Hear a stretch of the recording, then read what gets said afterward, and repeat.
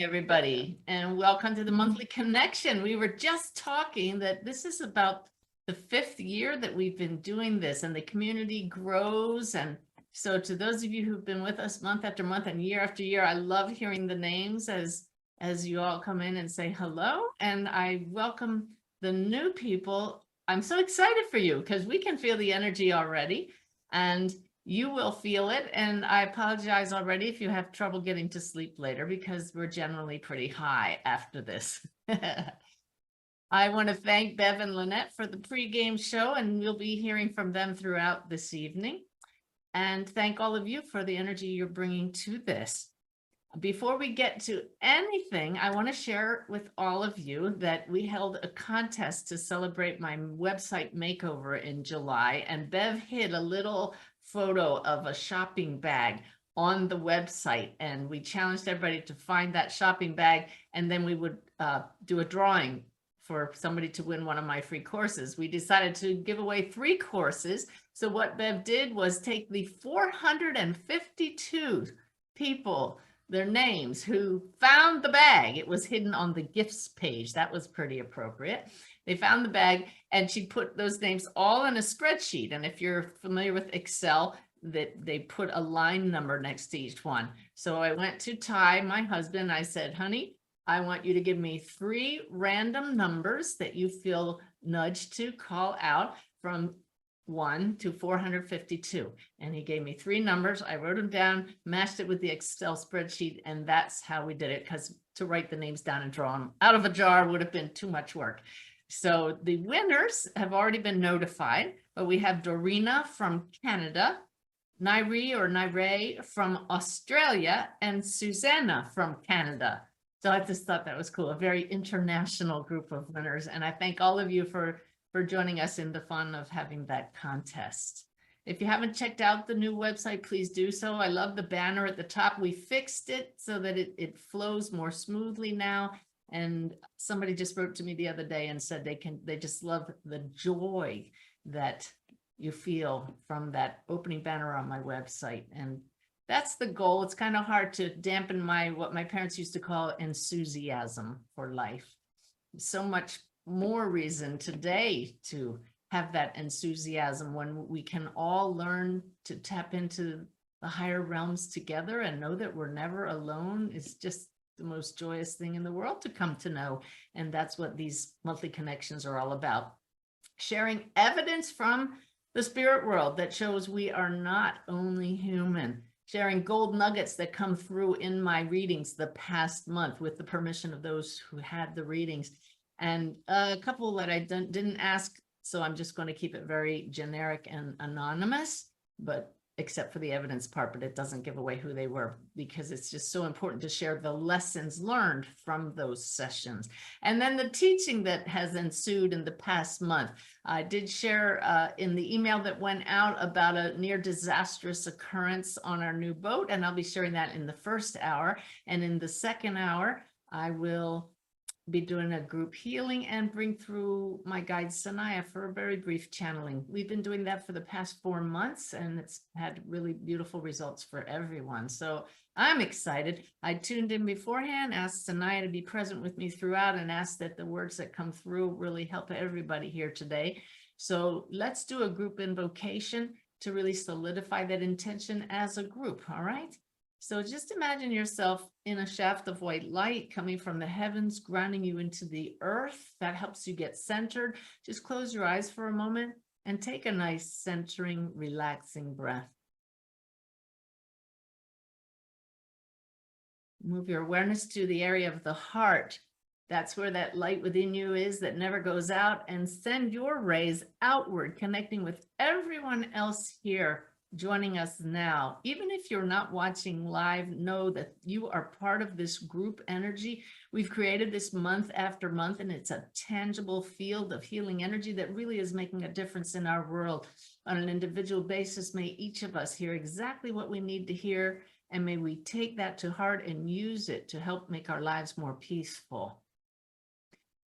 May we find healing in whatever way is needed, and help us to be a force for change in our world. With so much gratitude for this time together, we just affirm it is so. All right, great. So the way these evenings always go, and I haven't been given any guidance to change it, is I'm going to start off by about 20 to 30 minutes of sharing that evidence. Why? Because that backs up all the teaching that comes in the rest of the evening to show that you really are part of something so much greater than the drama of our human lives. And that's what I'm going to share, some drama tonight. Is something crazy about this world, that the drama is somehow attractive to us, but when we can learn from it and not be harmed by it, then it's helpful. So I'll share the evidence and then get on with the teaching. So let's start straight up with a reading that I did in the last month. I sent an email to my dear friend and fellow teacher, Marie Manucheri. Some of you know her, and she teaches with the Shift Network, as do I. And it was an important email, some information I needed to get to her. And I sent it. And the next day got an email back from another Marie saying, I think this is for somebody else. Well, you know how you do that. You type it in and Gmail fills in the rest of the email address. I had no idea that it had not gone to Marie Manucheri. But the second I saw who it did go to, I knew this was a setup from Spirit. Because this Marie, who is with us this evening, hi Marie, is the woman who helped me find a place to do the monthly connection from last month when Ty and I were traveling through Hershey, Pennsylvania. I reached out and said, I need good internet. Who can help me? She didn't have the internet, but she hooked me up with someone. I arranged to meet with her anyway, just so to thank her and get together. And we met and had a soda at a little cafe or pizza parlor in a town near Hershey. And as we were talking, I noticed the locket that she had, and I noticed a little boy, and I knew right away that she had a son who had passed. I didn't know it as a medium. I'm shut off when I'm not doing readings for the most part, but we talked about that. And at that time I said, to thank you for your efforts, I would like to gift you a reading. And I made a note of it. And I forgot.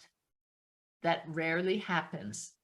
But look how the email went to the wrong Marie. And within 1 month, she reached out to me and said, went to the wrong person. And I said, oh my God, let's do a reading. So we did that reading. And it was one of the most fun readings I've had in a long time. Why? Because every bit of information that her son gave us was such a gem. They're what I call the gold nuggets. And I know that a lot of mediumship teachers these days are talking about getting into a flow and telling stories about the person and bringing in all the emotion that goes with the story. And when you can get in that kind of flow in a reading, that's awesome. This reading wasn't like that. This reading was having her son present with us. We could feel his personality. It was laced throughout everything that came through. But it was as if every time we reached into this basket, a gold jewel came out. And I would tell her what it was. We would pause and she would get all excited and explain why that was so important. So this is a perfect example of why feedback from your client is okay. As long as you don't allow the client to tell you more about the spirit than the spirit themselves is telling you, I think it's great to celebrate the things that they share with us when we don't get the whole story. Let me give you examples. Right away, he showed me a black cape, and I knew it was a superhero's cape. I described this to his mom, and I said, I'm sorry, I don't know which superhero wore a black cape. And she said it was Batman. And the reason that was significant is they put Batman's hat in the coffin with him. Ooh, there's the goosebumps right off the bat, right? So again, if I hadn't gotten that feedback from mom, she would have known what it was. She would have celebrated. But for the three of us, her son, her mom, and me, to celebrate together, that magical gold nugget that he got across just builds the energy in the field, makes it a more joyous occasion. So he told me, my mom burns a candle for me every day. Now, I knew it had been 4 years since he passed. I'm not going to doubt what he's telling me. And she looked at me and she said, 24/7.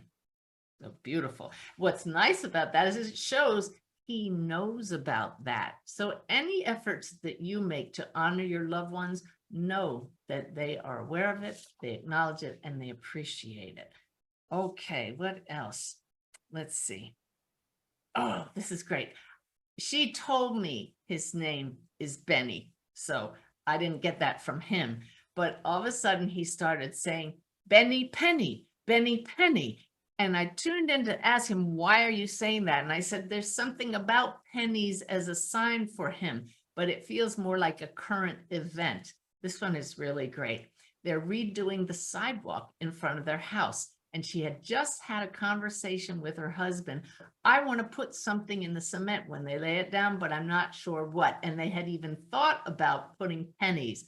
And Benny was clearly showing he wanted her to put the pennies there so that every time they looked down at the sidewalk, they'd think of him and absolutely knew that he knew about it. Isn't that cool? All right. So we didn't just hear from Benny. We had three grandparents come in. Two grandfathers came in with enough information from each of them. I feel grandfathers over here to distinguish which was which when they were talking through personality and background evidence. Then a grandmother came in and she said, yeah, that sounds like my grandmother. And I said, she's playing a piano. In fact, she's playing so well, I can tell she actually gave lessons. Marie's eyes got really big. She said, this is the first time I've heard from that grandmother in a reading. So clearly Marie has had quite a few readings, and I thought that was pretty cool that she came in. Then her mother came in. What a surprise to find out that when Marie and I met at that pizza parlor and shared a soda, her mother had passed only 2 days before. She never let on. She did not look like she was in grief. And I know she was holding out for that reading. So by the time we did the reading, her mother had only been across the veil 1 month. And let me tell you, she must have had help from Benny and the grandparents, because I didn't know that mom had only been across a month, and she did such a beautiful job of communicating. For example, I said, I know your mom is a food is love kind of person. She's showing me all these recipe cards. She's like dealing out recipe cards. And Marie just sat back and laughed. And she said, my mom has baskets full of recipe cards, boxes full of recipe cards. And I was just going through them. And I think one of my favorite moments in the whole reading was when I saw what her mom handed to Marie in my mind's eye. I said, your mother is so proud of your dad for the way he's handling her passing. She's happy that you are helping to take care of your dad. All of this is accurate. Her dad is still here. Her dad is handling her passing well. And I said, your mom is handing you a casserole to take to your dad. She burst out laughing. She said, my mom was sick and we all knew she was going to pass. And she said to my dad, watch out for those casserole ladies. So this shows us that those across the veil have a sense of humor still. And why wouldn't we, right? We take our personality with us. That was beautiful. So then right near the, oh yeah, that's another one. Benny gave me the number 14. I knew that he was 9 when he passed. So I knew he wasn't his age. Yeah. And she said, ooh, 14 is the number of another young boy across the veil whose mother I talk to all the time. So I felt this was a challenge. I wondered if Benny had a number. So I said, Benny, what's your number? And I said, 11. No, 28. And she said, no, it's not either of those. And I know myself well. Any of you who are practicing mediums or student mediums, if you find yourself obsessing, which I knew I would then, I'd needed to get Benny's number, just ask your client. So I said, look, I don't want to be hung up on this. What's his number? She gave me his number. And then she said, but 1128 that you just gave me, that's my mom's birthday. So I thought that was pretty cool. Anyway, Benny then showed me himself under the covers of his bed. This was a memory with a headlamp on, a flashlight. I thought that was so unusual. And here again is where the feedback from your client is so uplifting. She said he loved flashlights so much that one Christmas, she and her husband gave Benny every type of flashlight available, including a headlamp. Ooh, that one is a goosebump moment. Another goosebump moment was when he showed me a little short fishing rod like a little kid would use. And I knew that he loved fishing from an even younger age than when he passed, and that he had one of those fishing rods. Guess how important fishing was to him? So important that there was an etching of a fishing rod on his gravestone. I know that shows he knows about that as well. So to top off the whole reading with all of those gold nuggets, Benny showed me a box of raisins. His mom made a face, and I knew it didn't sit with her. And I always encourage my students, don't be happy with just one piece of information. Feel into why they're telling you that. Ask the spirit. They're right here. So Benny, why are you showing me raisins? He shows me it's sun-made raisins, but wait, he just handed the raisins to your mother in the spirit world. I tuned into mom and I said, I know your mother made a killer oatmeal raisin cookie. Now, do you see how that communication took place? Marie was beside herself. She said, Suzanne, the very last thing my mother ate before she passed was an oatmeal raisin cookie.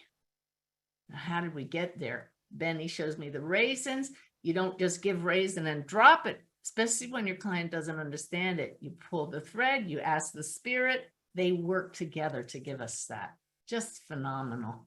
So grateful, so grateful. So what did Marie write to me? She wrote later in an email, the oatmeal raisin cookie with my mom is still mind-blowing, and how she and Benny were working together to get that come through so clearly just helps heal the heart a little more. And you definitely didn't know anything about our concrete work being done tomorrow on our sidewalk. And that exact conversation was just 2 days ago. Benny Penny, Benny Penny. So I hope that helps heal all of your hearts a bit. You can't make this stuff up. It shows how hard our loved ones across the veil are working to let us know they are still part of our lives and very much aware of what's going on in our lives. Thanks to Marie for letting us share all of that. I wish all of my readings were that much fun. I will tell you the last two were not enjoyable. They were challenging. I had clients very, very deep in grief, and you honor that. And there was no laughter. And sometimes you wonder, did it even help? Because they're so in grief that even the evidence doesn't help them. And the second one, it was like a 3-bar connection. I talk in cell phone signals. That one with Benny, that was a 5-bar connection. The one I did yesterday was just a 3-bar connection. And that's just the way it goes sometimes.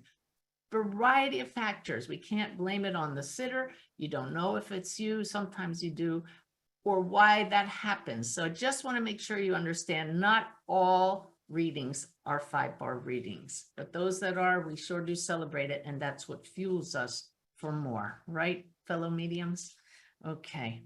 So I always ask my clients, and recommend you do the same if you're a working medium, what is your intention for our time together? Sometimes you get surprised, like one in this past month where my client said, I want guidance from my guides.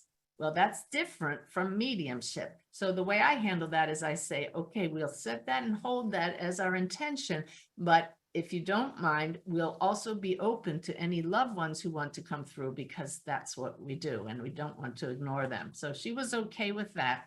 First person in, rather than her guides, was a motherly figure. So notice how it helps so much to just be open to how the reading unfolds. If I had only looked for guides, I would not have noticed this motherly figure.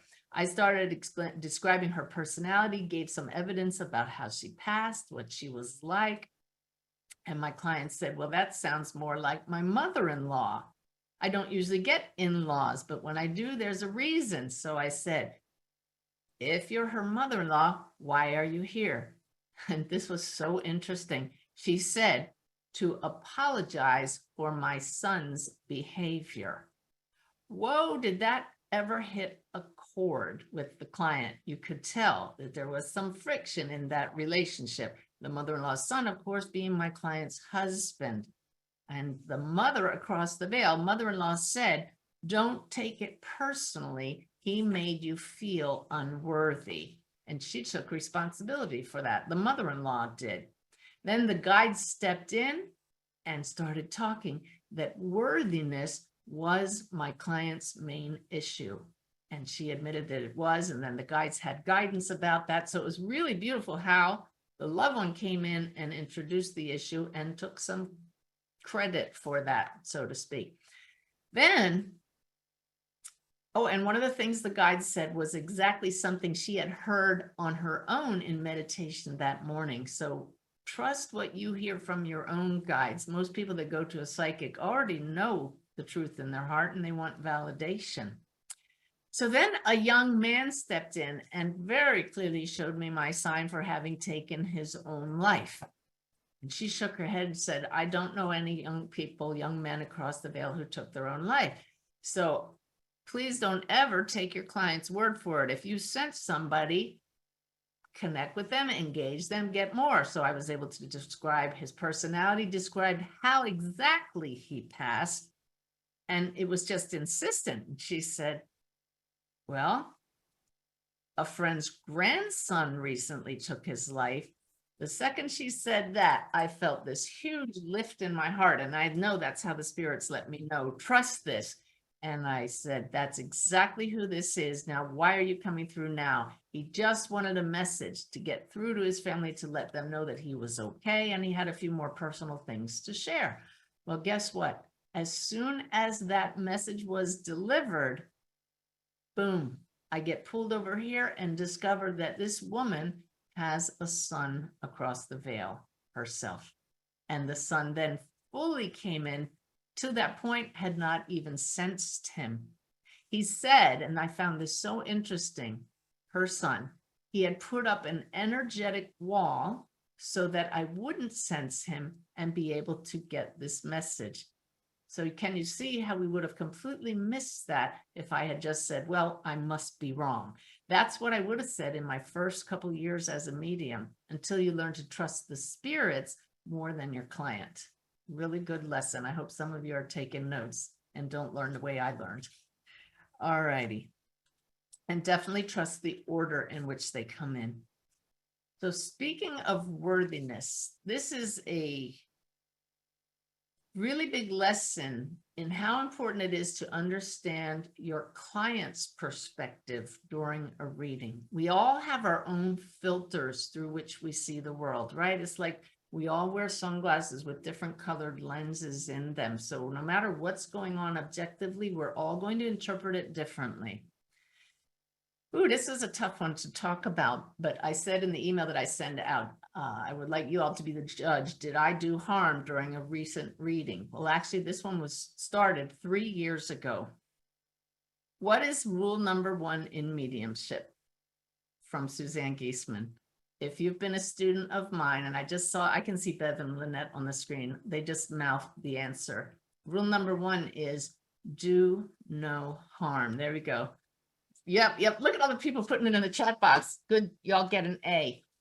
And I have emphasized from the beginning, don't put the blame when a reading doesn't go well on your client. Now, if they have low energy from their grief or whatever they're dealing with, just their personality in general, it's our job to turn up our own light, to turn up the love, to use every tool in the toolbox to raise that energy so we can connect with their loved ones.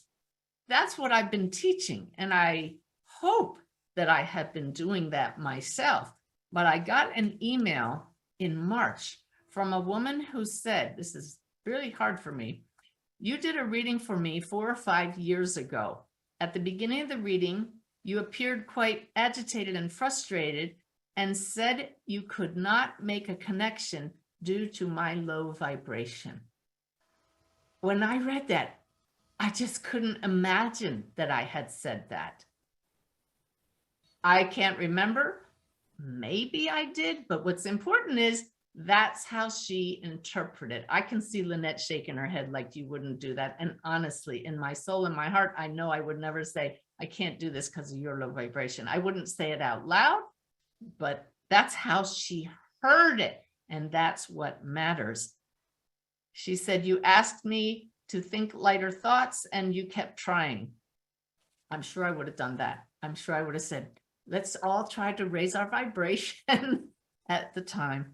So let's see. She said, after a few minutes, you stated it wasn't going to be possible. And she wrote in parentheses in the email, because of me. And I know 100% I never would have said, this is not possible because of you. But look how she carried that around. She said, you just said you would have to send me a refund. I'm sure I did that. Ooh, this part hurt. She said, to say that I was devastated by this experience is a gross understatement. I was in an intense state of grief and feeling quite desperate to connect with my dad. See, this is why we really have to never lose sight of the fragility, how fragile clients can be when they're grieving. Even those who smile. So many of my clients come in and they're smiling and they're cheerful. And then you find out the tragedy they're dealing with and you realize it's just this facade that we humans learn to put on, right? But she said, ooh, to this day, I feel sick thinking about it. To feel that I had any part in her feeling like that was hard to take, but I also understand what we do to ourselves. So she said, the takeaway for me was basically a confirmation of my own defectiveness. What I'm starting to see now is a pattern here, a life lesson for her. So I said to her, she reached out saying, I would like to try again, which really I thought was wonderful that she was willing to try again. So at the time in March, I said, absolutely, let's do it. Let's schedule it. And she said, well, one of my loved ones is very close to passing. I would like to wait until they pass and then see if they come through. So that was in March and I forgot about it, completely forgot about it. Lynette schedules my sessions. I go to do a session in this past month. The woman came on. I had no idea who she was. And she suddenly reminded me, I'm the one you did a reading for and couldn't get anybody. And we're going to try again. I forgot the whole conversation. We started the reading and both of her parents came in so beautifully. She was still rather, what's the good? Low is a good word, right? Subdued. She was very subdued, but her parents were high energy. They were actually very loving, incredibly devoted parents. So my human assumptions would be that she needed some forgiveness or there were some deep issues that she needed to overcome. There were no apologies from the parents. They just came in to tell her how much they loved her and how well they were. And it was no doubt that we had her parents. Well, what was interesting, let me back up. One of my favorite pieces of evidence was when Mom showed me sitting drinking tea with my client, her daughter. And I said, I know that the two of you often drank tea together and really enjoyed these moments of sharing and conversing with each other. And she said, you know, Suzanne, that is absolutely true. And 10 minutes before this reading, I was thinking of that and actually made a cup of holy basil tea, just like I used to have with my mom. So there again, you see that Mom knew about that, but it took my breath away when she said that, because when I met Marie in Hershey, Marie from earlier, she took me to a metaphysical store next to the pizza parlor, and I was snagged just days before this reading by holy basil tea bags on the shelf for sale. I had never heard of holy basil tea, and there it comes up in the reading. That's just an example of the web that we're part of. So her mom says, clear as day, let's have a tea party, before she even gave me that evidence. So I loved that. Let's see. All right. So then before the reading was over, and this is the big part, she asked if her guides had any information for her about life lessons. I had forgotten the email. I tuned into the guides, and just like the last one I told you about, I said, your guides are telling me your main issue is worthiness, that you don't feel worthy of love, even though your parents were loving and supportive. She admitted this was her life's challenge. When that comes into awareness, and we go back and look at how she interpreted the way the first reading went, you can see how that triggered in her own insecurities. This gave, in fact, today's Daily Way message from the guides is all about that. When is it that you might overreact or be oversensitive to things that people say that other people don't react to as strongly? That's something to dig into. I was asking my guides this morning, what are my triggers? And I can remember years ago, Ty would say to me often, lighten up, lighten up. And clearly I would take things a little bit too seriously. So you can ask your own guides, where does that come from? Sometimes it's carried over from a past life. Sometimes it's from childhood wounds. But boy, your oversensitivities will really lead to an opportunity for you for healing. So let's see. The lesson of do no harm, combined with the fact of this woman's sensitivity, you can see how important it is to be aware of how your client may have different perceptions than you, and to just be very, very careful. In fact, a reading I did 2 days ago, like I said, the client was in such deep grief. I hope the reading helped her. But boy, the last thing I was going to say was we need to raise the energy. I didn't even comment on it after this lesson for me. I just turned up the light. So I hope this helps all of you as clients as well in a reading to understand that your energy is important, but as mediums to just know that your clients can be very, very sensitive and do no harm. All right. Ooh. I think I have 1 or 2 more stories, then we'll do some Q&A and move on to some great metaphysical lessons. Let's see. When things don't always come through clearly in the beginning of a session, if you can sense that spirit is there, stay with them. Turn up the love. Get your human doubts out of the way. And in this one case that worked so well for me, I had a male client. He wanted to connect with his father. We've sensed his father, sensed his personality perfectly, but my accuracy was just not as clear as I wanted it. I was ready to call it off, but there were several really good gold nuggets that told me, don't give it up. And I could tell that man was here. So for all of you who get no's in your reading, if you get more than 3 in a row, you probably will want to call it off. I wasn't getting 3 in a row. It just wasn't as clear. And then suddenly I just said to the father, you got to really help me out here. Show me something that's really going to be significant to your son. And he showed me his son fingering a necklace, which is unusual for a male. And sure enough, the man actually held up the necklace that was something that was significant to his dad and to him, and he had just pulled it out of a special box before the reading.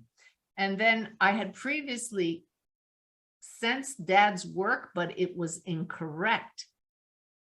I asked again, can you show me what work you did? And I saw dad in an apron. I felt him working around food.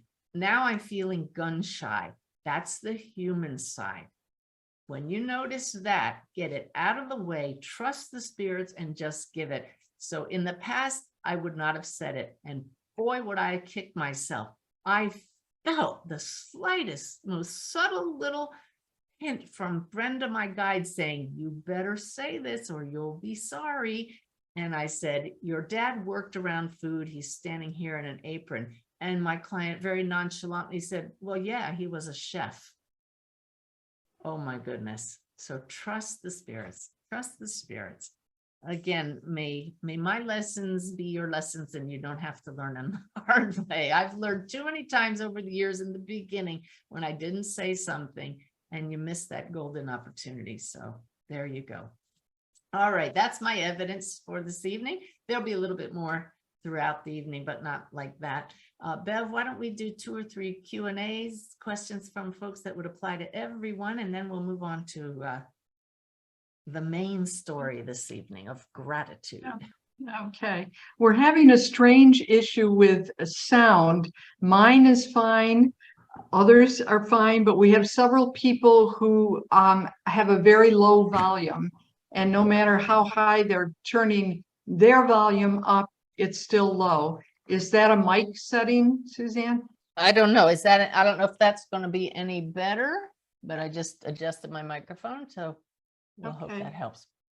We gave it a try. Oh, already they said it's better. Good. Okay, great. Okay, wonderful. Okay, I have a question from, actually it's anonymous.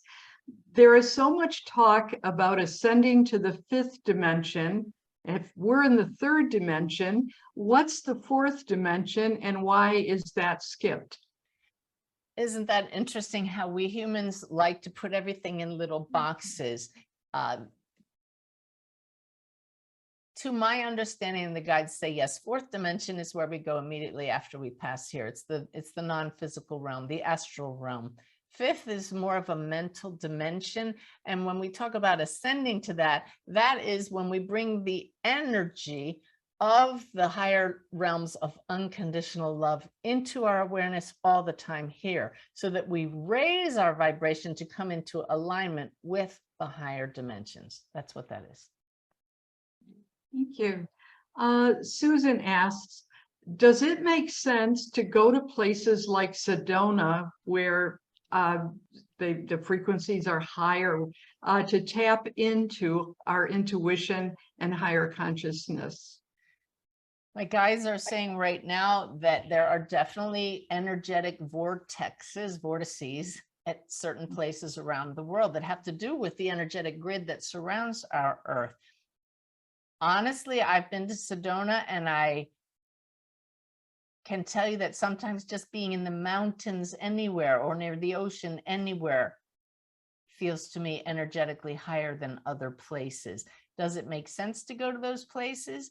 It makes sense if you already have a baseline of how you feel when you meditate and get into expanded states of consciousness, so that you can then experience those higher energy areas. Anytime you raise your energy, it adds to the whole, it adds to your average, and you don't lose it when you go away. So yeah, it makes sense. How about one more? Okay, Carol asks, what is the best wording to use when praying for another? I'm aware that being physically healed might not always be the best path, but I struggle to find the right words. Oh, such a good question. There's a beautiful book by a Unity minister that's called How to Pray Without Talking to God, something like that. Martella Whitsett. Whitsett is the last name. I can't remember her first name. I'm sorry. But she teaches the difference between supplicatory prayer, when you pray for a favor, versus affirmative prayer, where you realize that we're all part of this one big web and we affirm the goodness of the universe and the wisdom of the field, God, oneness, source. And so an optimal way to pray, I don't want to say the best, a very powerful way is to simply affirm that the greatest and highest good for this person take place. You can't get any better than that. We're acknowledging and trusting that there is higher energy and there are sources that know what's in somebody's highest good, that we may have a limited version. I affirm that the greatest and highest good take place. And then we can always affirm that we are sending them peace, courage, strength, and love. Beautiful. Linda, that's it. Linda Martella Whitsett. All right, a great book with lots of sample affirmative prayers that are super powerful.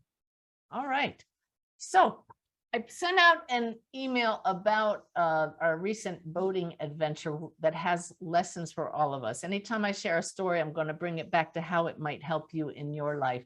So I'm going to preface this a little by saying, I think it was last month, maybe 2 months ago, when I told the story of how it is we came to have our new 50-foot trawler. That's a slow-going motorboat, slow relative to big, fast power boats, but fast compared to the sailboats that Ty and I have had for our whole lives.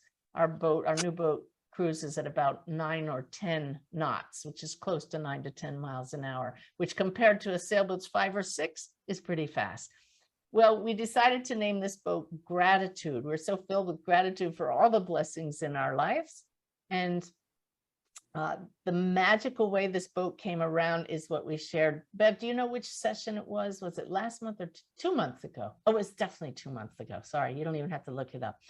How we thought we were going to get a sailboat, a Jeanneau 440 is the model. That's important for what I'm about to tell you. And the boat was struck by lightning. Many of you know that, there's Lynette laughing. Many of you know that my stepdaughter was killed by lightning. So to have this sailboat struck by lightning and totally messed up all the electronics and ruined the survey was stunning, because we were sure this was the boat. And it turns out that clearly our Susan was behind the whole thing and guided us so perfectly, stunningly, to this new boat. And Gratitude is a very fitting name for her. Ty has trained me well. I'm not allowed to call the boat it. He says, boats are she's. Now this is Ty, so don't get mad at me, okay? He says boats are called she because they're unpredictable and expensive to keep in paint and powder. It's a Navy thing. Okay. All right.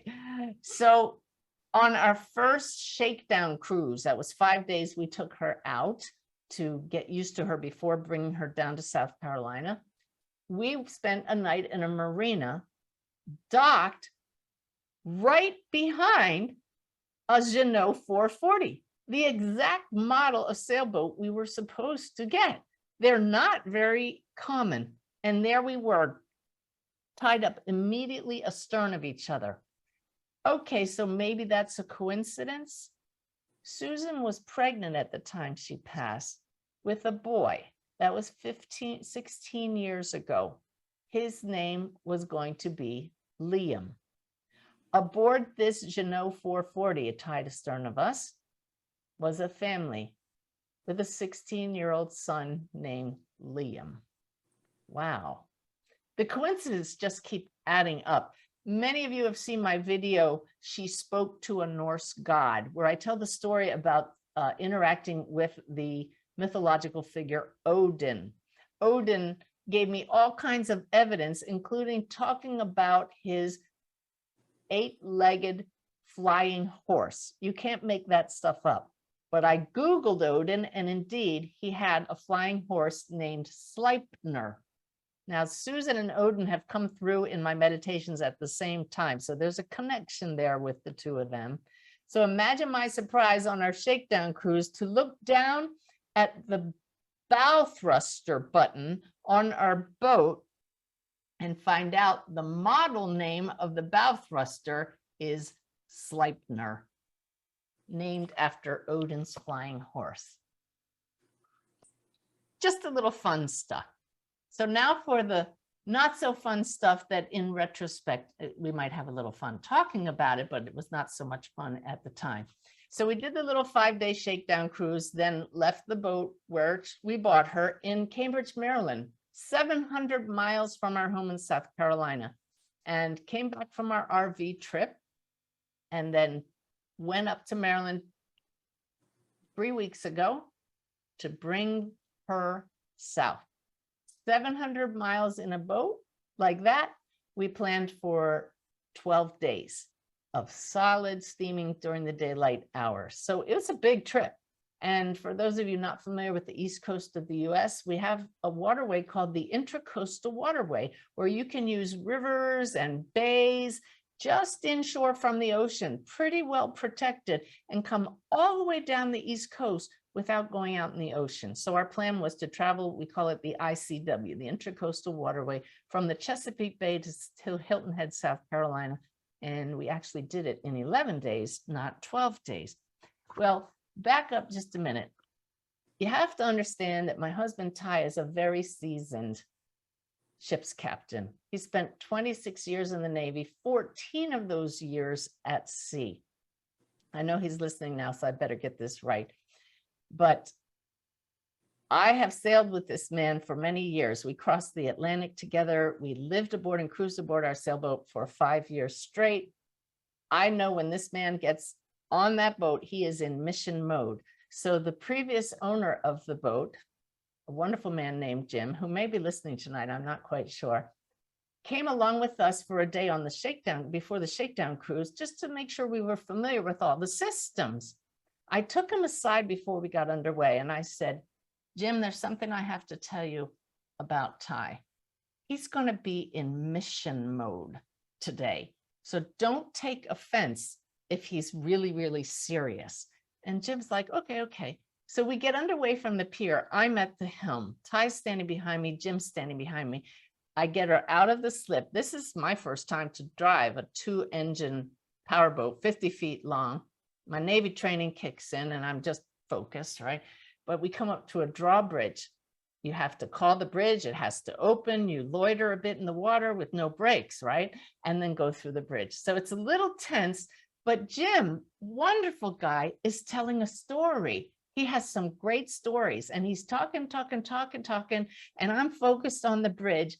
And all of a sudden, Ty, out of his mouth comes something I have never heard him say. We've been married for 26 years. Suddenly, Ty says, "Silence on the bridge." Jim and I both just made this face, dead silence. I turned and I looked at Jim and I said, "What did I tell you?" And we were silent. We went through the bridge. I turned to Jim and I said, "You'll never forget this, will you? You're going to be telling people this story for years." Well, just remember silence on the bridge, because now we move forward. We started out on Chesapeake Bay, like I said, and I was texting with Bev and Lynette had all kinds of questions about boating. It was clear she had never been on anything bigger than a rowboat. Lynette, I'm going to bring you on as I tell this story now. I'm going to bring you onto the screen, okay? And I turned to Ty and I said, "Ty, what do you think if we invite Lynette to join us in Charleston for the last 2 days of the trip? It will be her first time to go on a trip like this. She could ride all day long with us on the last full day and then be with us as we bring gratitude into her home port for the first time." He thought it was a great idea. Lynette was all on board. She would fly into Charleston and fly out of Savannah. So that was the plan. Now, Ty and I have sailed the Intracoastal Waterway 7 times. It was at least 15 years ago, but the waterway is the waterway, and it is supposed to have a depth of 6 feet throughout. Our boat requires 5 feet of water before she would run aground. You never want to do that. So some of the water was getting a little shallow. Every day before we got underway, I would pray the same prayer that I pray when we get underway in our bus. And that prayer is, "Angels, please protect people, pets, and property. May we have an enjoyable but uneventful day today." Uneventful meaning no great drama, right? So that is definitely supplicatory prayer, but I trust the angels. And it's so funny because sometimes before we would get underway, either in our bus or the boat, Ty would stop and he'd look at me and he'd say, say it, like, where's the prayer? So I know the angels were with us because Lynette came aboard. We had not looked at our paper charts, our navigational maps, the night before the trip, any day on the whole trip. We followed them as we're navigating, but we know the waters. For some reason, and anytime I do the quote signs, that's because I was guided by spirit. I said, "Hey, Ty, why don't we sit down with the charts when Lynette comes aboard in Charleston and review the track with her to show her where we're going the next day. He said, sure, great idea. So Lynette sits down at the table, and Lynette, I'm not even sure if you'd ever even looked at a navigational chart. Oh, a rowboat, really? Okay, so we lay out the charts and we start looking and we say, here we are in Charleston, we're going to go down here. And all of a sudden I looked in and I said, Ty, this section here, I can't really see where the buoys are. Can you? And he said, no, let's pull up our electronic app. It's like GPS for a boat. So I go get my iPad, I pull up the electronic chart. We find that exact spot. We zoom in and both of us got wide-eyed. The depths were below 6 feet. We looked at each other and said, we're not going to be able to get through there if it's low tide. We looked a little more. There were 4 spots where the depths were below 6 feet, even below 5 feet. Some of them said 4 feet and 3 feet. Now we start looking at the tide charts. Last week, if some of you remember, we had a full moon. When you have a full moon, you have really big tides and really high tides, really low tides. We had what was called a negative tide. It was lower. The water was going to be lower than what was on the chart. So Ty said, we're not going to be able to make it to those spots unless we leave at first light. That's even before sunrise, you can start to see. So we looked at the clock, we said, we have to get up at 5 a.m. It's like, welcome aboard, Lynette. We're going to get up at 5 a.m. Now, Lynette, you might want to explain to everybody why none of us slept that night. What did I tell you might happen? I still think about it. I just thought, because I've run aground in the 20-foot aluminum rowboat that I grew up with at our family cabin at 99 Springs in Kansas, running aground, and you just hop out and you just pull it and you go on. So I'm like, what happens if we run aground? And you said, this was so horrifying. I don't know what I was thinking, like suddenly the boat would sprout legs and back out. I don't know, but you said, well, there's a little emergency kind of service that'll come and get you, but that takes forever. And meanwhile, the tide continues to go out. And as the tide goes out, the boat starts to tip. And the boat tips and tips and tips. And then the engines start to suck sand and the generator goes out and it's hot and there's no air. And the boat is laying on its side, which is horrible. It's stuck. And then the tide comes in again and the boat fills with water because it's not floating. It's still laying on its little side. And that's what I was up all night thinking about. I have to tell you all, Ty and I had passed no fewer than 4 sailboats on their side, well aground, that had been abandoned a long time ago on the ICW on this very trip. Now, Ty reminded me later, I'm so used to sailboats. He said Gratitude's hull is more rounded. It's not like a sailboat, and it would not have tipped over as far as I described to Lynette, but that's the image I had. That's what I shared with her. We all went to bed that night and nobody slept. I just kept lying there thinking, but what if we don't get there? Well, we would have turned around. We would have had to wait another day, found a place to stay, but off we go at first light. And what a blessing that was, because we were underway through the marshes, no buildings around, with the sunrise. It was absolutely magical, wasn't it, Lynette? It was incredible. There were dolphins and the seabirds were, it was absolutely beautiful. Yeah. Then we came to the first spot. We have a depth sounder that reads out the depths. It got to 5 feet and the alarm went off. Now, the depth sounder on the boat is 2 feet below the water. So we actually could get as low as 3 feet on the depth sounder, and that's when you would hit the bottom. Now, the bottom is sand and mud. You're not going to damage the bottom, but you will get hard stuck there, and it is not pretty like we described. So we got through the first section. It's really, really tense. I had already shared with Lynette the silence on the bridge story. She knew well enough not to talk. So she's behind us. The bridge is big, and I'm standing beside Ty. She's sitting on a little bench behind the captain's chair, and she's not saying a word. Well, finally, we thought we'd made it through, and here comes the final section. I'm going to share with you a screenshot of our navigational software from that moment. This is kind of how narrow the waterway was. You can see we're right in the middle of the channel. This is mud right here, and the water's going down. Right here, we probably had about 6 feet of water. Let me see if I can. I'm trying to get back to the one picture with the chart. Here we go. Wait till you see this one, everyone. Here we go. This is the track the boat's supposed to follow. The blue dotted line. Red is not a good color. You don't want to see red on the chart. You want to see blue. Look at these depths, 3.9 feet, 3.6. That's at low tide. When we got there, we were not yet at low tide. But right as we entered this area, Ty was totally focused on steering. He said to me, "You read out the depths as I steer." He wouldn't even look up. He was just focused on following that track. And the lowest we had seen to that point was about 4.7. So I'm reading, I go 5.0, 4.7, all the alarms go off. We hit the alarms. I kept my voice steady. Is it 4.7, 4.4, 4.2, 3.9, 3.7, 3.5, 3.2. At that point, Ty reaches over and puts his hand on the throttle. I fully expected him to pull it back, to go into reverse and stop the boat.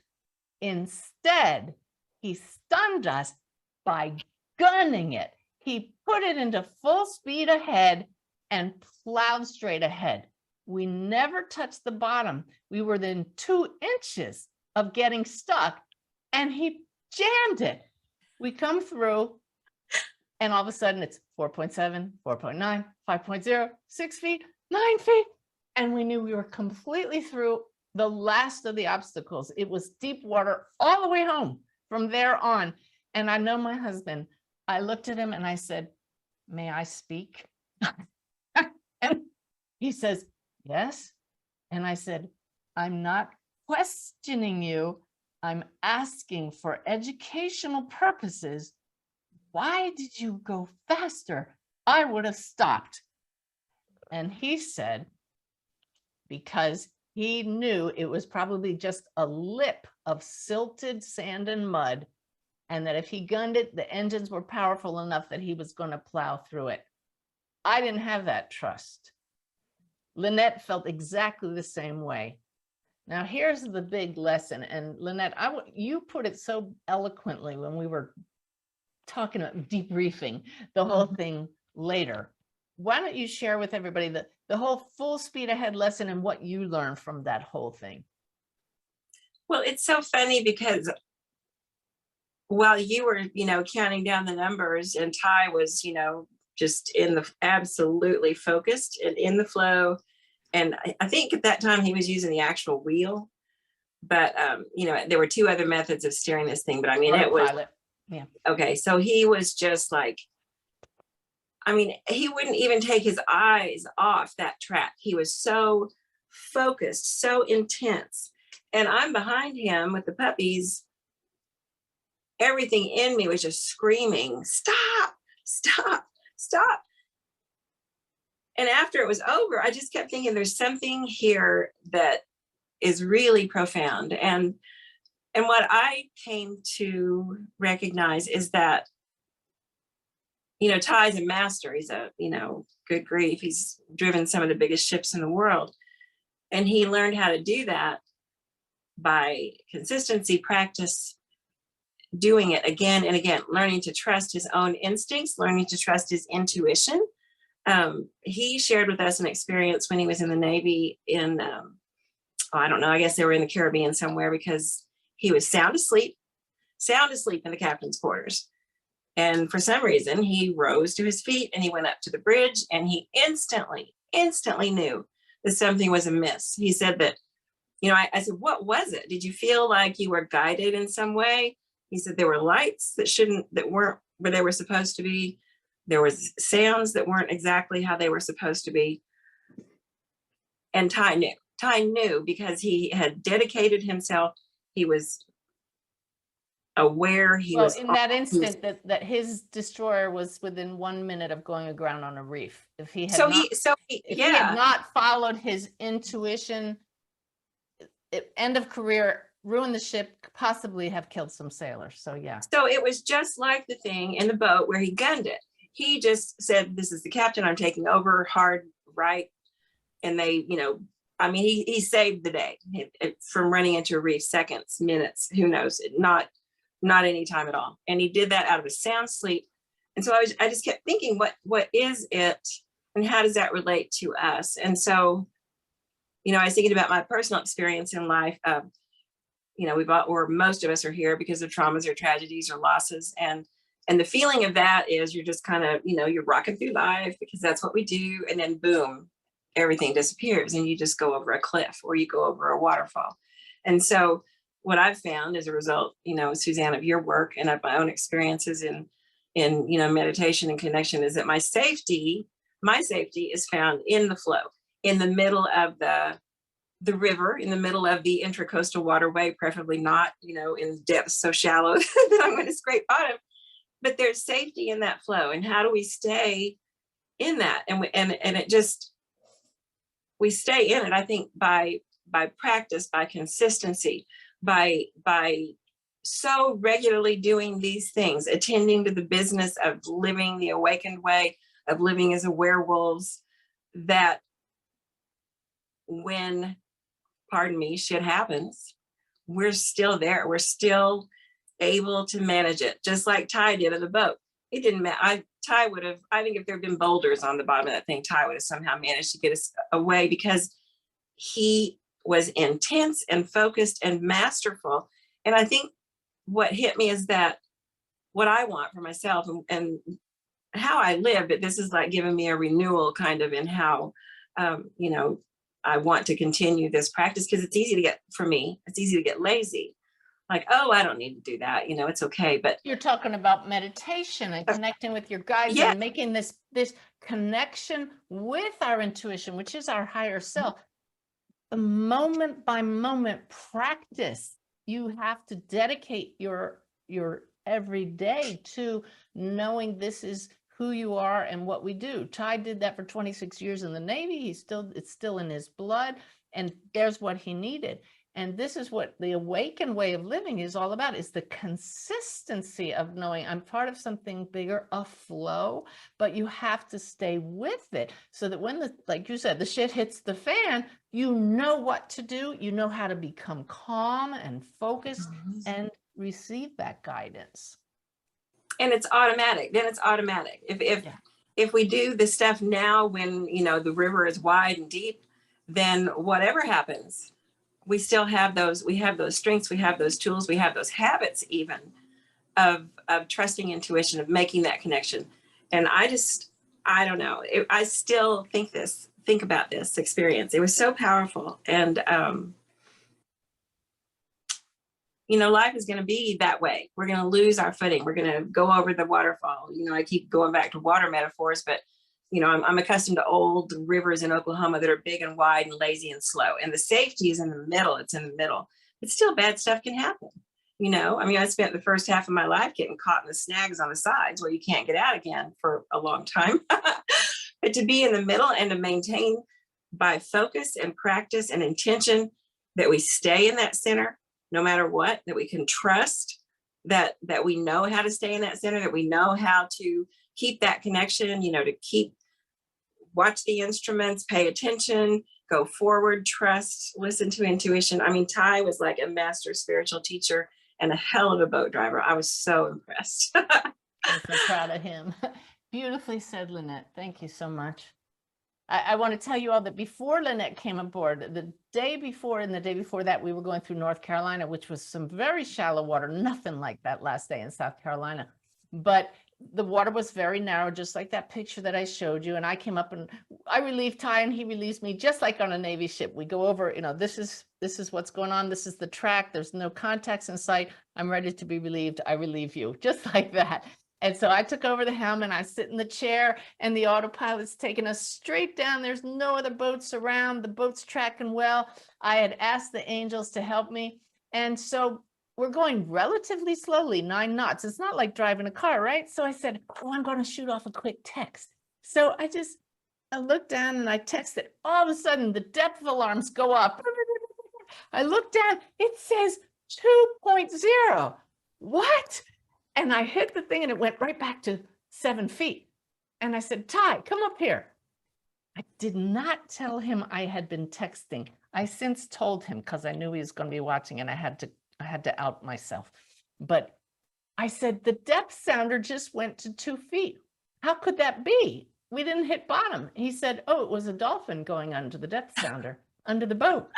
And of course it was. They'd been swimming around us. So it goes under that and registers right under the depth sounder.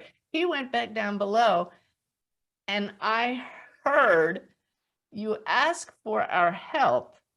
You must work with us and cooperate if you want that help. I was like, message received. Dolphins are the most beautiful messengers, right? So they're like getting my attention in the most beautiful way. Let me tell you guys, I didn't touch that phone the whole rest of the trip. It's like, you're right. So just a little extra lesson for all of us. If you're going to pray for help and if you're going to want the angels to help you, we have to do our part too. So yeah, anyway, thank you for Lynette for sharing that with us. And it was just so much fun having her along on the trip. Fun to have somebody for whom that was a wholly new experience. The beautiful gratitude is much preferable to that big aluminum rowboat or my 2 blow up kayaks. Very good. All right. And you know, what's really funny is that my sister called me right after we got home. She said, how did the trip go? And I said, it was perfect. No mishaps whatsoever. I can't believe it. Everything worked mechanically. It was a great trip. Then my email went out yesterday with this big, we came within 2 inches of disaster. She called me and she said, you said the trip was perfect. What's with the email? And I said, Janice, the trip was perfect. I said, anytime you can walk away from a boat with no damage and nobody hurt is a perfect boat trip. She didn't understand that drama is natural on a boat. Boating long distance is moments, as Lynette learned, moments of tranquility punctuated with drama. Lynette called that utterly terrifying. I don't know that I would have said it was terrifying, but it was definitely high drama. So I hope that the lesson helped all of you. That it's a long story but really, truly, such great lessons for all of us about the consistency of remembering who we really are. Beautiful. Bev, how about a few Q&As to shift gears here a little and we'll move on. Gears. Okay. One from Chris. Isn't it a paradox that we need to love and respect all life, but we kill animals and plants to eat and survive? How do we reconcile the two? When we understand the rules of the earthly realm, where the earth is designed to perpetuate life through this synergy of helping each other by even providing the food in that way. So how do we respect life? By honoring the animals and the plants that give their lives for sustenance, not just doing so callously and painfully. Yeah, we've talked about this a lot, and the guides say just follow your heart and understand that the souls of the animals know that they are here to be food. So honor that. Okay. Thank you. This is anonymous. Do we need to pray for our loved ones when they pass over to help them rise to higher levels? Do our prayers make a difference? Our prayers absolutely make a difference. We can always encourage them to seek the highest light, just like you would tell somebody here, make the highest choices.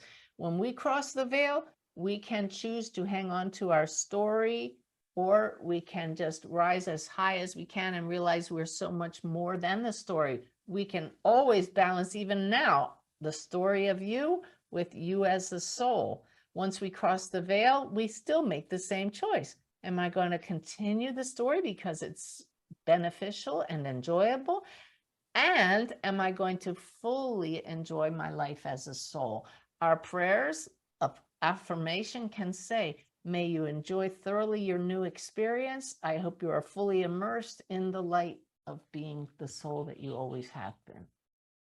All right, how about one more, Beth? Thank you. One more. When again, anonymous, when souls decide to incarnate as twins or triplets, do they jointly plan their lives, or is each one separate? The guides are telling me right now, because I had to ask, I didn't know the answer. They absolutely planned that beforehand. And talk about soulmate relationships. Yeah, absolutely. Thank you. Okay, thank you. All right.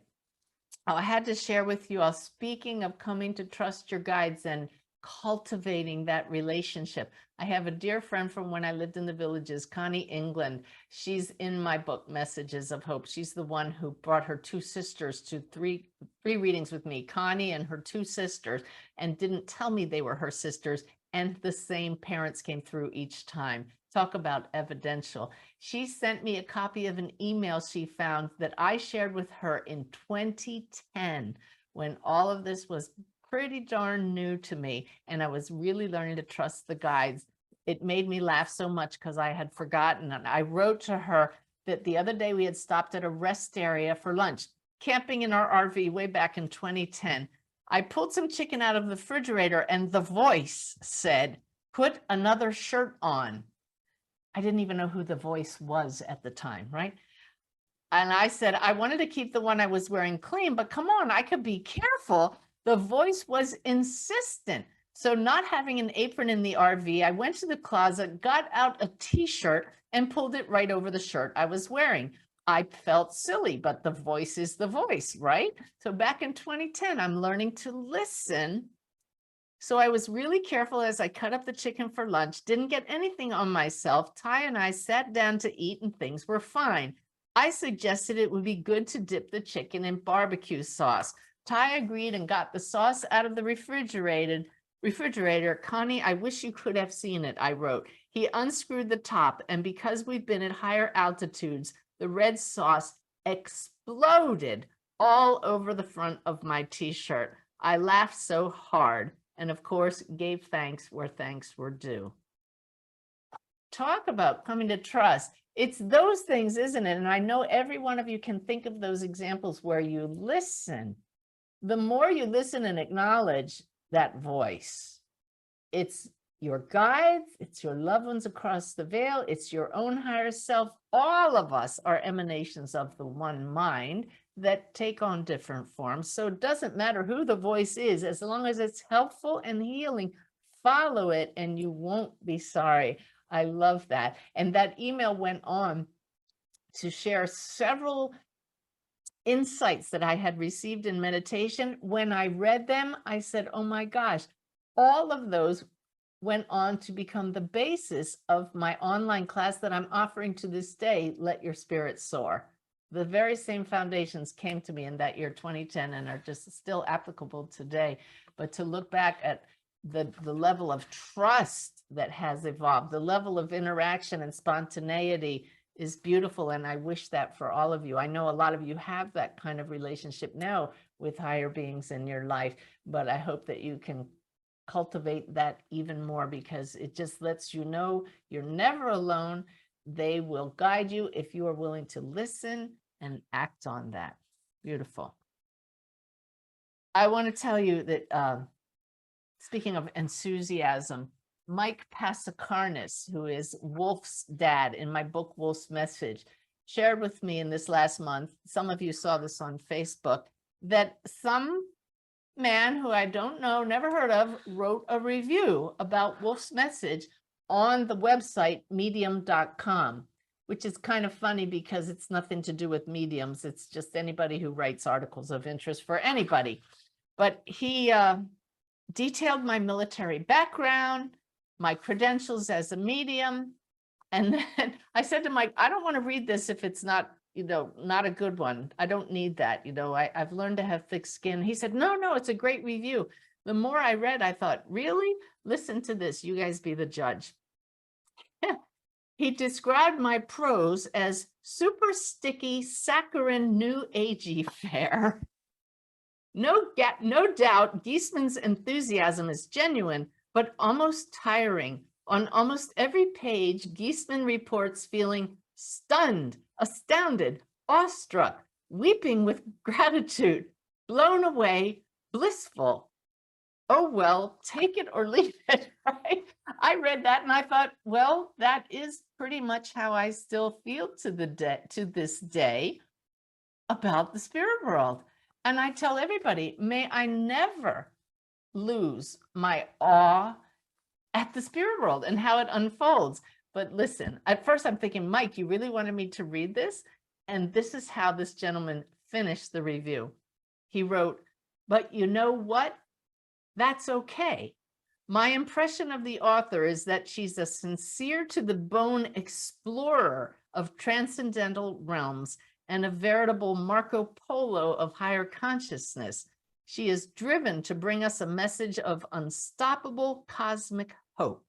Why hold back? I encourage everyone to read this book and be prepared to be awestruck. I'm sharing that with you because I thought it was funny, but I also want you to read Wolf's Message if you haven't read it, and because this book arrived in the mail 2 days ago. It's this beautiful coffee table book of artwork by a wonderful artist named Eddie Float. He tells his story. It's a love story and a book of art masterpieces. I read the book. He asked me to write an endorsement for it, so my endorsement is on the back. But what got me, and you'll see that I put a little sticky, at the very end of the book, his wife passes. And for 14 months, he stopped painting. He lost his joy in life. He lost his desire to paint. Imagine my surprise when I turned to page 181 in the epilogue. It was really getting depressing. I thought, really, this is how the book is going to end? And he talks about picking up this book by Suzanne Giesemann called Wolf's Message. And in it, he found the evidence that he needed to let him know that his Sandy is still with him. And suddenly he found himself painting again after over a year of no painting. So, my friends, I am never going to apologize for being saccharine, sticky, sweet, excited, stunned, awestruck, and all of that, because the spirit world is awesome. May they always knock our socks off. Can we ever hear too much about the miracles, the web that we're part of? And Wolf's Message is all about the web. Wolf's Message is the genesis for the awakened way path of living that all of this teaching is about. And I'm going to repeat it again for those of you who are new to this. We can never hear these 3 principles too often. The awakened way. You are not only human. That's why I spend a half hour at the beginning of all these sessions to show you we are souls and human, eternally souls. Number 2, you're part of one big web connecting all that is, and you've seen evidence of the web in these stories tonight, and I know you could fill me with your own stories of the web with each other here at this level and across the veil. And number 3, you find healing and connection through expanded states of consciousness. So please do something every day to get into this, come into alignment with the spacious nature of the soul that you are through some type of presence practice, contemplation, meditation, body work. Do my sip of the divine meditation, 3 minutes a day. It'll transform your life. If you don't know about the Sip of the Divine, check YouTube. Do a search for that. Bev will put a link to it in the final video of this. And if you can spend a little more time in meditation, great. Ty's meditation is a walk in the woods or now being out on the boat. So whatever works for you, connect with spirit on a regular basis. Your intuition will come right back online because you've gotten your attention away from the story. All righty. Whew. How about a couple questions, Bev?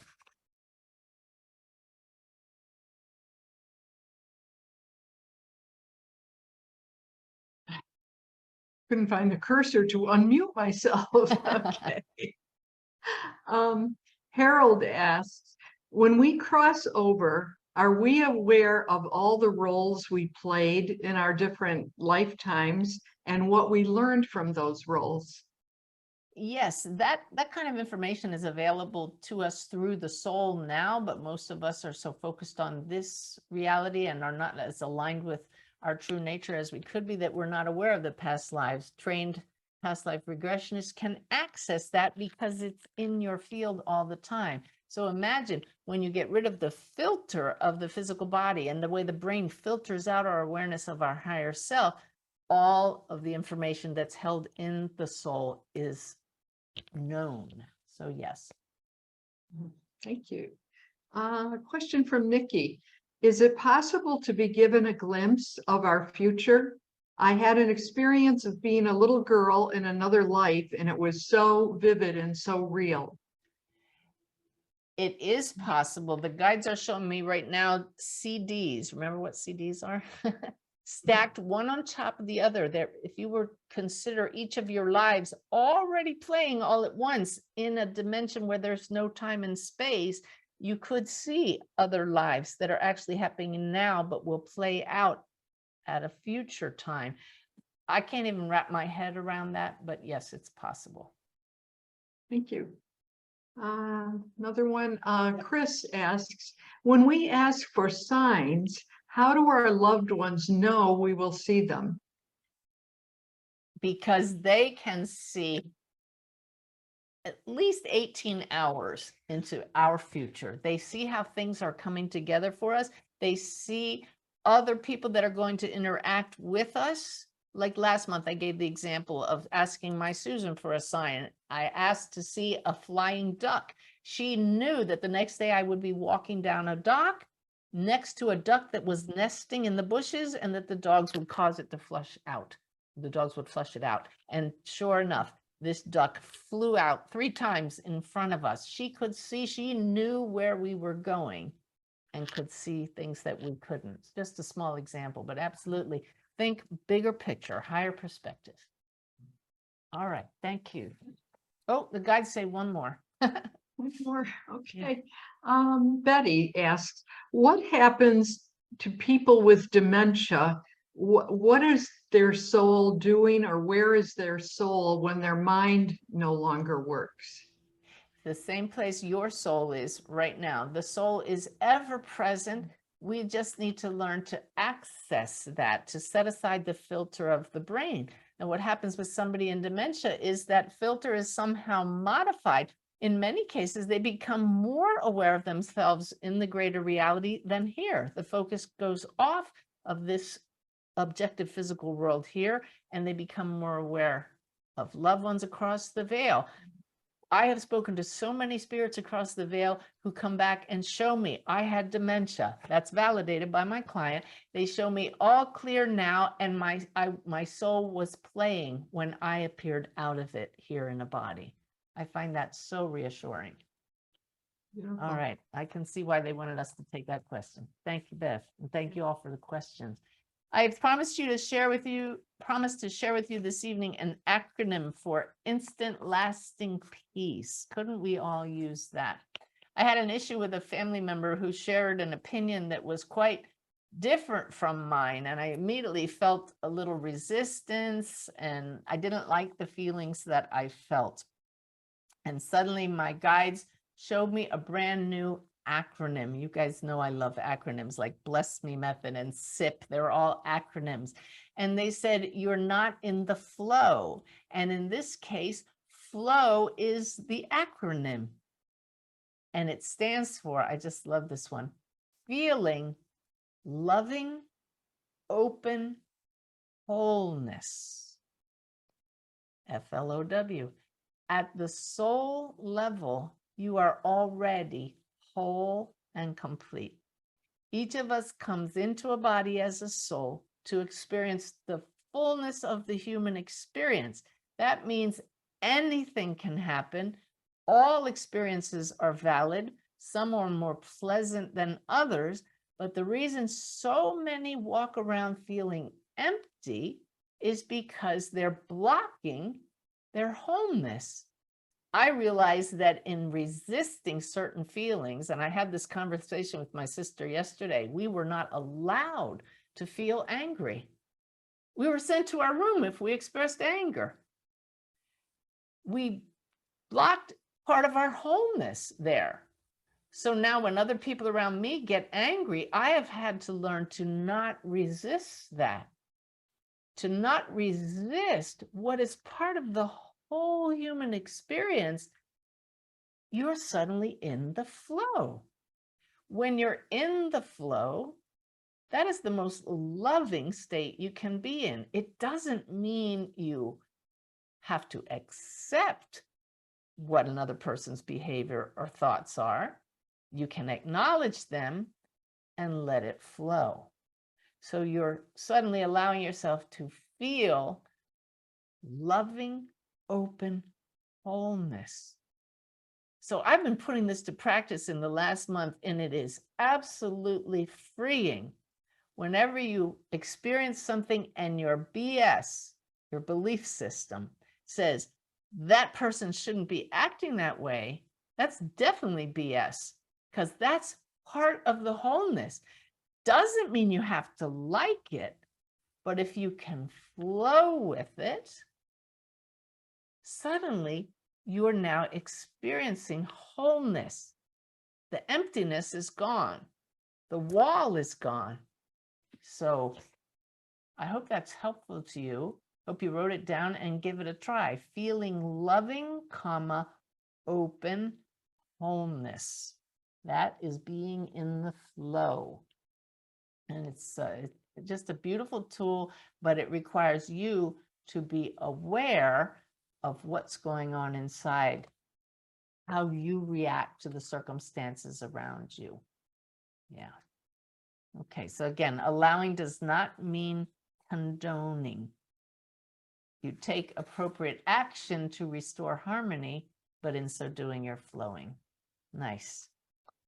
Okay.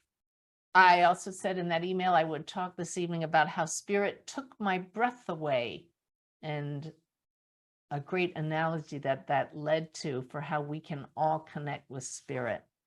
I was teaching my personal mediumship class in Ohio. Any of you who've taken my classes know that I don't generally do gallery readings. My specialty is channeling spirit rather than doing group readings. However, sometimes in my classes, while we do a meditation, the group is meditating, I'll look around the room and somebody will snag me. And that's how spirit gets my attention.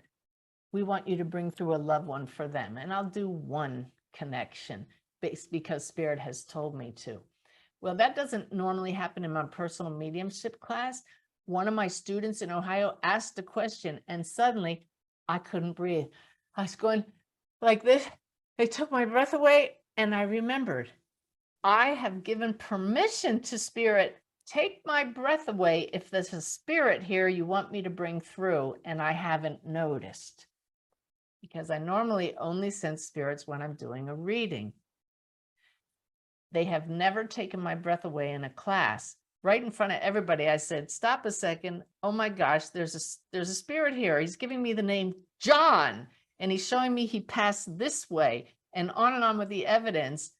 And this woman, an Asian woman, raised her hand. She says, that's my son. That's my son.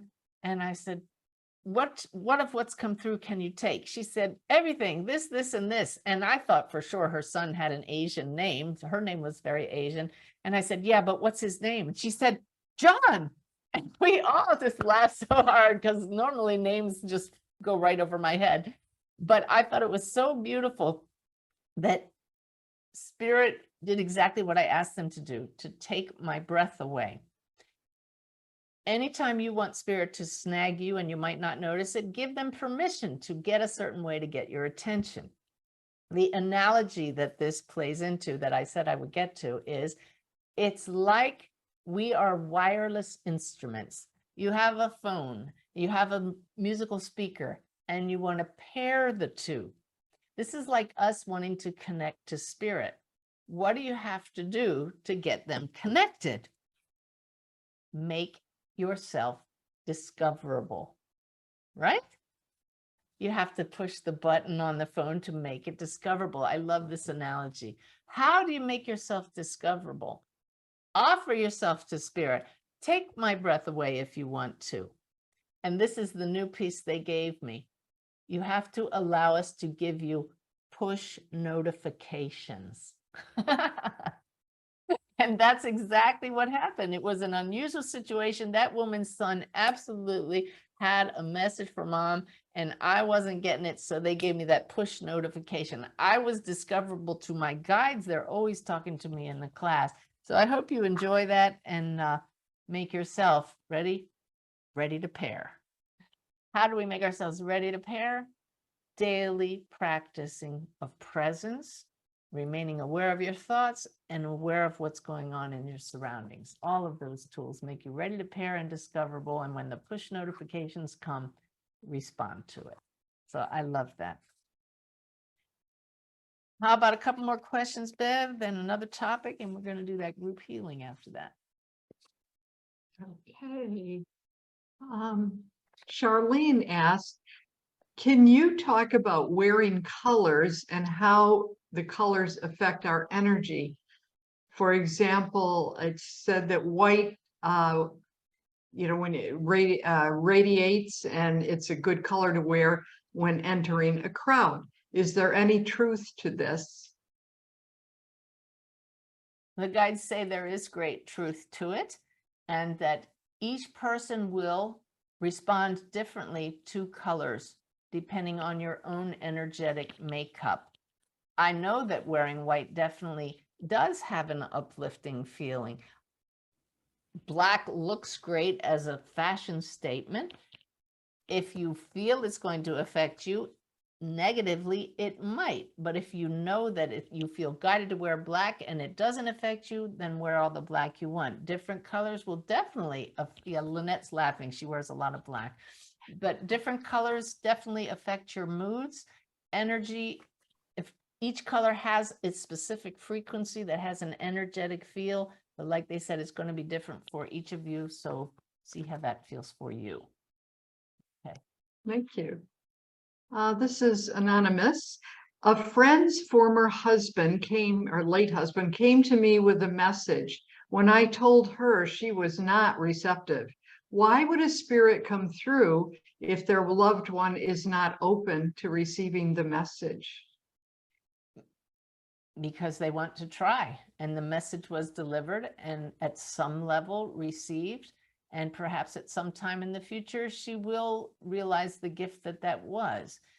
Be very, very careful when you give messages from spirits and see if the person is receptive to it. I've only had a few examples when the spirits have dropped in with messages for people that didn't ask for it. So it's definitely a touchy situation.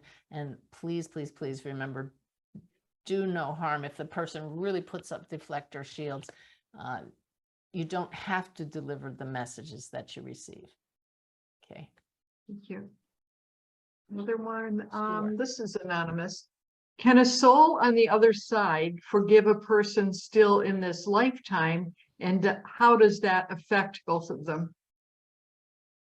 Oh, yeah.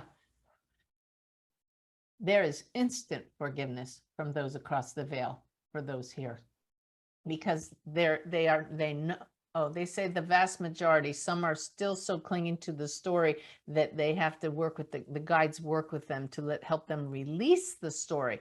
But as soon as you are aware, I am not the story alone, I am the soul, you instantly see how we all fit together, how every challenge here was an opportunity to learn to love more and want nothing more than to let those here know.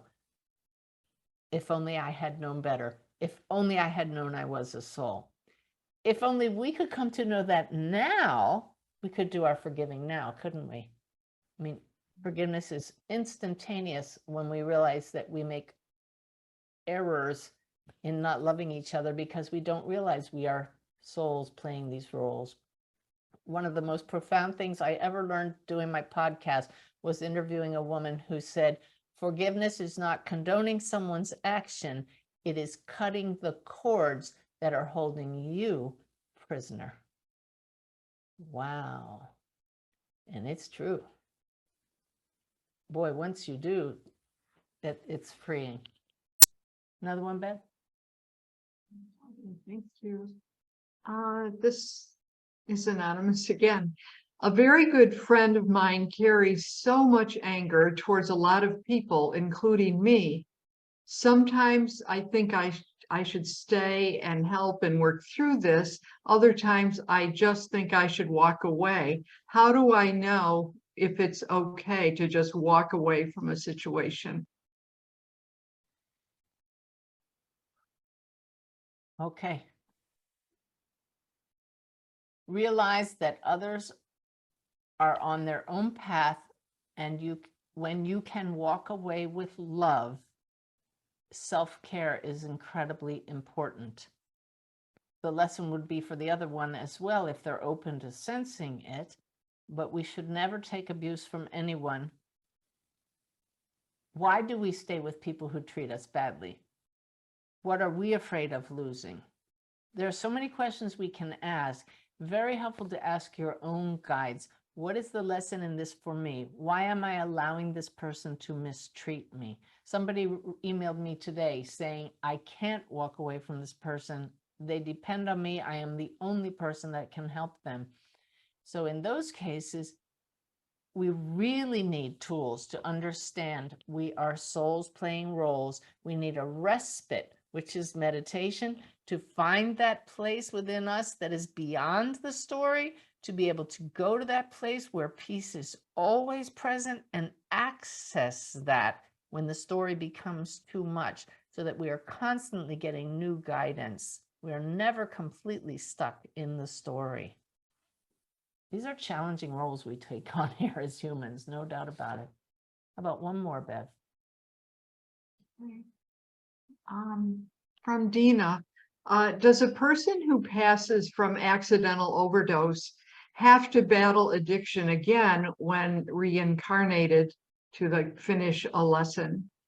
The guides say right now, no one has to do anything at the soul level. Every lifetime is a choice, and there may be a choice to work on that issue again, simply for the fullness of the experience, but it's never a punishment and it's never a given. Okay, good questions. All right, and one more topic I said we were going to talk about. How long does it take to heal imbalance in your energy field? One Daily Way post from the guides had such an effect on so many, I thought we would answer that question here this time. How long does it take? That long when you realize who you are. The guides say it takes but a moment for you to shift to being the observer of your story, the viewpoint of the soul, and say, I will send love to myself and rewrite my past reactions. Moving forward, I will shift viewpoints often to find harmony. It is right here. That's exactly what we were just talking about in answer to that question. The imbalance comes from believing I am only this story that I'm living here. I am only human. The soul is complete and balanced. We get off balance when we come out of alignment with the soul. When you can learn to find that place in you that never changes, the wholeness, and you find it by setting the story aside, going into the silence, training the thoughts to simply flow through you, then you find the harmony. It's right here. One reader wrote, I can feel and see daily I've been stuck in imbalance for quite some time. What a difference this message has made. I found it easy to change my perspective, talk to and wake up my soul, to love myself and change that pattern. I will make this a daily practice because I've been so unhappy with the struggle and imbalance I've been living with. I know I'm capable of taking this practice to a level that can make a lasting change and bring myself back into harmony. Do you see how empowering that is? You get to make the choices. So many people go blaming everybody else for their challenges, and my parents wounded me. We're all walking wounded, every one of us. But once you find out we're also all souls, and that part of us is always present, instantly you can shift to the observer role and you're back in balance. So powerful. It's not even a tool. It's not even a practice. It's awareness of who you really are. That's the awakened way. Really cool. So that's the perfect segue to our group healing session that we do with good timing here. So what we're going to do is ask every one of you to go into a nice expanded state of awareness. I'll guide you into it with just a nice relaxing centering breath, and your intention, you can use your hands if you'd like to send energy to everybody else who's here present. Even if you're not live, you'll be receiving it through the energy of the group that is timeless, even if you watch the recording. Our goal is to send healing to everyone in this collective group. Do not think about yourself. That's the wondrous, magical part of this practice. In taking the focus off yourself, you become part of the whole and healing takes place. And the beauty is, all that healing's coming at you anyway. So that's why you don't need to think about it. So we're just going to take 2 or 3 minutes to get centered. Shift your awareness to the soul. It's right here. You don't need to know what it feels like. Your intention causes it to be so, that it shifts to the soul, and then send energy to everyone. As we're doing that, I'm going to ask Sanaya to step in fully and speak through me. So at some point, they'll just start talking, and I don't know what they're going to talk about, but they will share whatever, I got lightheaded, whatever it is that they want us to hear this evening, and spend a few minutes doing that. So for now, just set anything aside that you have around you, and why don't you join me, please? As we set the intention that healing take place on multiple levels for everyone in this group and those connected with us, let's close our eyes. Let's take a nice deep breath into the count of 4 and exhale to the count of 6, fully emptying your lungs to relax more fully. Let's do that one more time. Into the count of 4, out to the count of 6. And as hundreds of us come together from around this globe with intention, we channel the higher energy through these vessels and send it out to each other.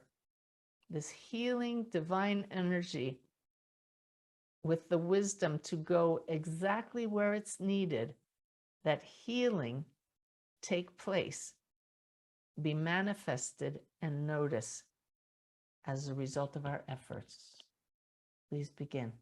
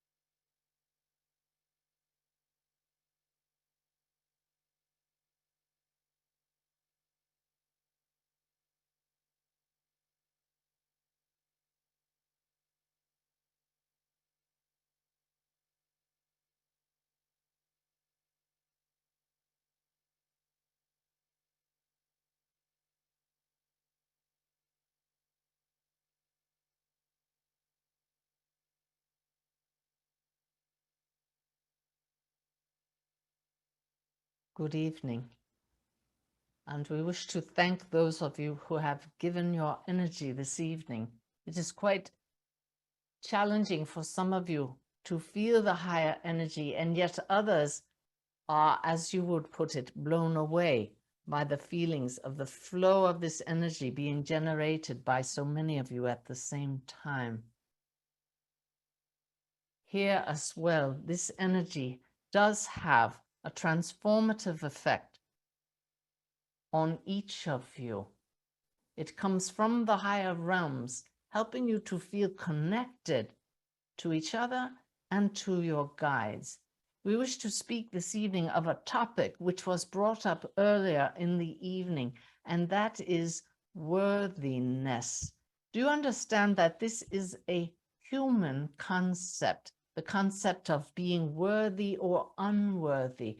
At the higher levels, all are worthy. There is no opposite, for it is known that all are emanations of the one source. How could any not be worthy?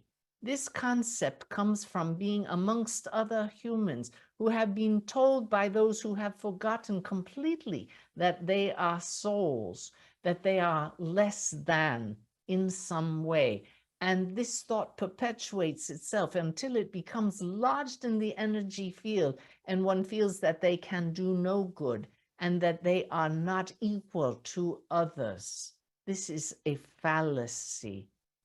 Examine your thoughts. Find those dark spaces where you have believed the lies that say that you are less than the magnificent being who you have always been. If it is necessary to rewrite your story, then your guides are more than willing to help you do so. But you must make the effort first to notice where you are telling yourself these fallacies over and over, that you are not worthy. This does not mean that you turn the pendulum to the other side and suddenly become full of yourself, as you might understand the expression. What you are full of is the higher self, which has no pride as the human knows it, but solely the knowing that this light is indivisible, shared by all. It is pure connection. Therefore, there is no higher, no lower, no better, no worse. You are, at your very essence, this light. Bring this to your awareness when you are feeling less than. Question any time that you feel that you should have less than another in terms of abundance of the soul. It is all here for the taking. The love, the connection. This is your truest nature and our goal for you. As each of you was sending healing to each other, know that it was coming from the highest realms, and we were sending to you the awareness that you are so very loved. This is the healing balm that you most need. Give it to yourself on a daily basis, this awareness. You are worthy of love, for love is your truest nature. Thank you for giving us this opportunity to share with you this very clear message that so often is not heard by those deluded by the fallacy. We bid you good night.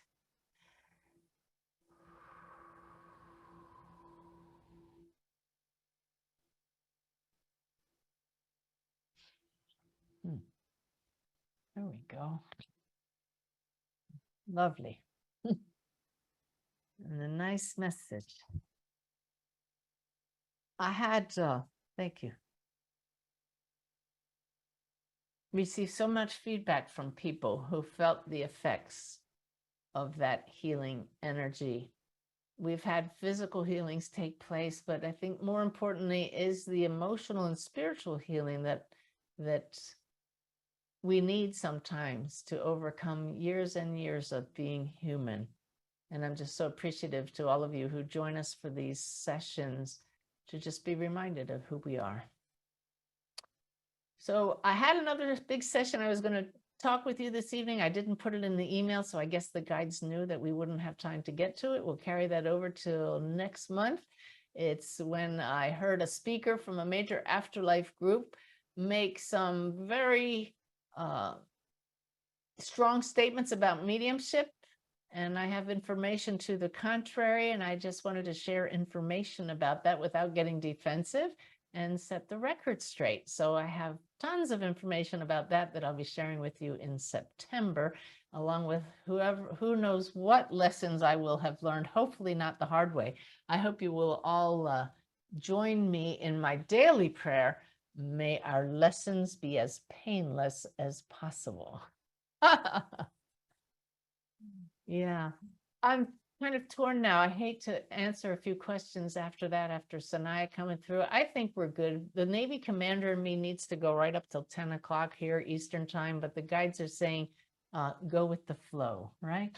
I think we can just allow you all to chat a little bit in the box. And I know Lynette and I are getting up at 4 in the morning in our respective states to catch a flight to Arizona for the Helping Parents Heal conference, where I'm giving a keynote presentation Friday morning. It'll be live streamed if you want to go to helpingparentsheal.org and watch that and all of the other speakers. Even if you don't have a child across the veil, the guest speakers will be talking about the afterlife, how to overcome grief. It's going to be an incredibly uplifting conference, and I invite all of you to share us. Bev, Lynette, you want to come back on the screen and share anything with any of us? Yeah, I wanted also just to remind people that they can do the live stream and listen to your keynote on Friday. Suzanne opens the conference, and I know it will be awesome. Let me tell you, the guides have been giving me the information for this one for months, and poor Ty, if I've said it 10 times, he doesn't tell me you already said that, but I'm so excited to share the evidence and the stories that I get to kick off this conference on a real high note. You would think a conference of parents with children across the veil would be depressing. It's anything but that. It's uplifting, it's hope-filled, and I just can't wait to be in the energy of those beautiful souls. And it's on Suzanne's events calendar. So that's an easy way to find it and find the link to register. Ooh. But great evening. Right. Lynette, thank you for sharing your wisdom and insights as well. Well, and I want to thank Ty for just doing what he did, you know, that amazing commitment and his own meditation, his own focus, his own listening, and he saved the day. It was miraculous. Yay. Well, Spirit will save our day every day, everybody. So I hope that you will talk to your angels regularly, talk to your guides, talk to your loved ones, know that they hear you, and they definitely have your back when it serves the highest good. So thank you, everybody, for joining us. Thanks to Bev and Lynette for moderating everything. I love you all, and we will see you here back next month. Have a great one. Good night.